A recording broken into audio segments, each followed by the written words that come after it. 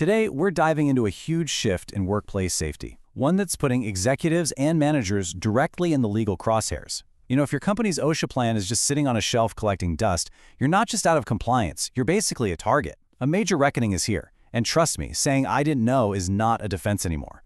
So let me start by asking a question that should honestly send a chill down the spine of every leader.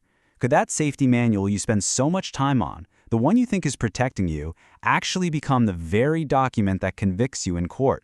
Well, in this new era of enforcement, the answer is a resounding yes. Let's break down why that is. For a long time, the approach was pretty simple, right? An accident happened and regulators would come in to make sure you fixed that specific problem. It was kind of like a corrective slap on the wrist. But the game has completely changed. We've moved from that old corrective model to what's called a deterrence regime.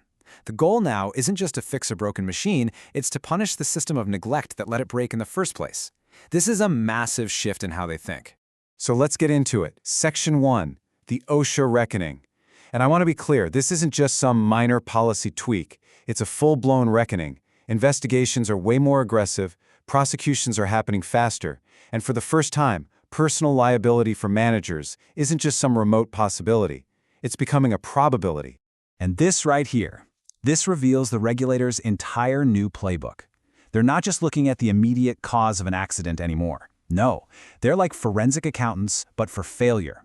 They dig past the incident itself to uncover what they see as systemic rot, that pattern of preventable mistakes that set the stage for disaster. They are, in short, hunting for complacency. All right, that brings us to our first category of common failures, what I'm calling the sins of misplaced trust. These are the huge mistakes that happen when you falsely assume that a document, or maybe a department, has got your back. And here it is, the first and maybe the most tempting deadly sin, the documentation trap. It's that comforting but totally false belief that a shelf full of policies and safety manuals is somehow a fortress of compliance. Just let that sink in. Regulators could not care less about the rustle of paper if they walk onto your floor and see workers bypassing machine guards just to meet quotas. In this new world, a safety manual that doesn't match reality isn't a shield. It's Exhibit A for the prosecution. It's basically a signed confession that you knew what the risks were, but you chose to look the other way. The second sin is one that so many senior managers are guilty of: delegating safety to a specific person or a committee, and then, just washing their hands of it. And this is the critical point. You can delegate tasks, sure, but you can never, ever delegate your ultimate responsibility. When something goes wrong, investigators aren't going to stop at the safety officer's door. They're going to follow the chain of command right up to the person who controlled the budget, who approved the schedule, and who had the ultimate power to stop the work. And that trail, it almost always leads straight to the C-suite. Okay, now we're moving into a really dangerous category. Failures that come from just ignoring the obvious signs that something is seriously wrong. These are the sins of willful blindness. This third sin is a really nasty one, treating all those near misses, minor injuries, and safety complaints as just, background noise in a busy operation. That whole, well, no one got seriously hurt mentality? It's a ticking time bomb. I love this quote because it perfectly reframes the issue. To a regulator, a pattern of near misses isn't a string of good luck. It is a documented history of negligence. It's proof that management was on notice about a fatal flaw in the system long before things went terribly wrong. Number 4 is a huge blind spot in so many industries. This dangerous assumption that when you outsource the work, you also outsource the liability. But what happens when that contractor's employee gets injured on your site? This is the core principle they're going to use against you. It doesn't matter if the injured worker is on your payroll or someone else's. If the accident happens in your facility, on your project, or under your operational control, the legal buck stops with you. You just can't contract your way out of your duty of care. But the sins don't just stop when the accident happens. In fact, what you do in the moments right after can be just as critical. This is where so many companies turn a crisis into an absolute catastrophe.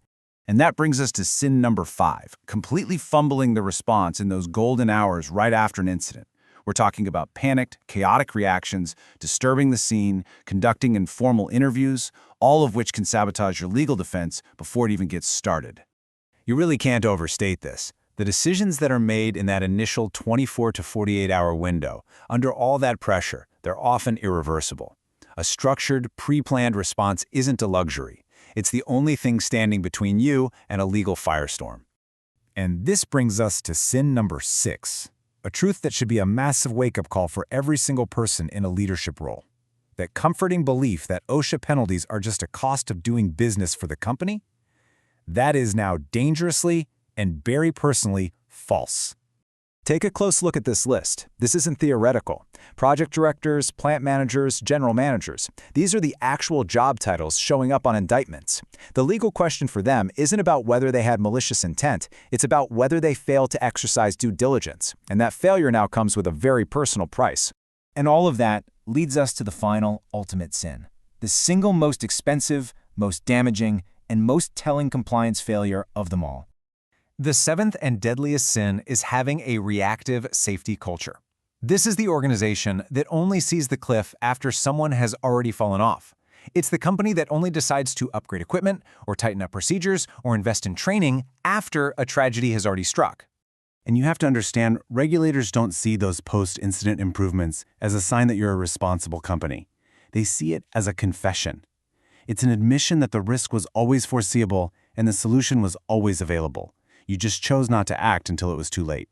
So, we've just walked through the 7 deadly sins of OSHA compliance. It's a pretty grim tour of organizational failure, I know. But the purpose of this explainer isn't to scare you, it's to arm you. The real question now is, what's the antidote? How do you move from a culture of risk to one of resilience? And this, right here, reveals the fundamental truth of this entire discussion. These 7 sins are not, at their core, technical failures. They're not about a faulty piece of equipment or a flawed procedure. They are governance failures. They're the inevitable result of treating safety as just another line item, or a department, or a checkbox, instead of making it the bedrock of every single leadership, budgeting, and operational decision you make.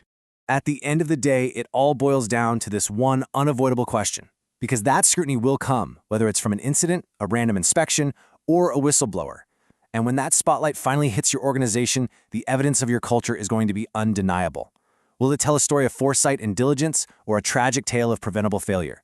That choice isn't made in a courtroom. It's being made right now, in your meetings and on your factory floor every single day.